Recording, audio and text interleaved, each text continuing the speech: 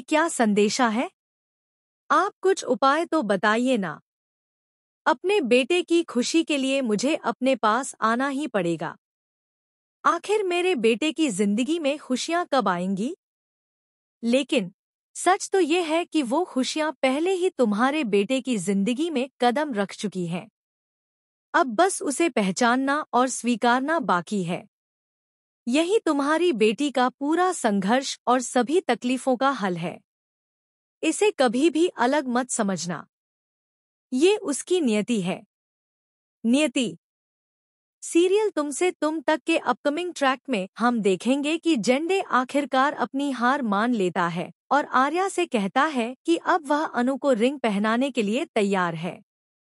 वहीं दूसरी तरफ आर्या फिर से अनु से मिलने का रास्ता खोजता है और अपने साथ जैस्मीन के फूल लेकर जाता है ताकि उसे खुश कर सके। लेकिन असल में आर्या बहुत ही परेशान है।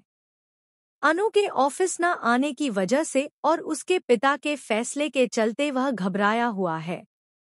उसे समझ नहीं आता कि अब वह अनु से कैसे मिल पाएगा। उसे कोई रास्ता निकालना होगा ताकि अनु फिर से ऑफिस ज्वाइन कर सके। वहीं जेंडे आर्या की परेशानी देखता है। वह उसके पास आता है और कहता है, मैं जानता हूँ कि तुम अनु के न आने से परेशान हो।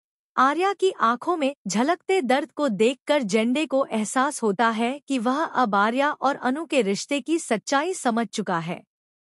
जेंडे मानता है कि अनु उसके पैसों के लिए नहीं बल्कि अपने प्यार और सच्चाई के लिए आर्या के पास है। वह कहता है, मैं गलत था।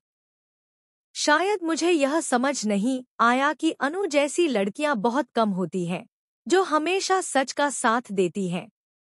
आर्या जेंडे की बातें सुनकर हैरान रह जाता है। आखिरकार जेंडे उसके प्यार को समझता है और अनु के प्रति उसके सच्चे इरादों को स्वीकार कर लेता है।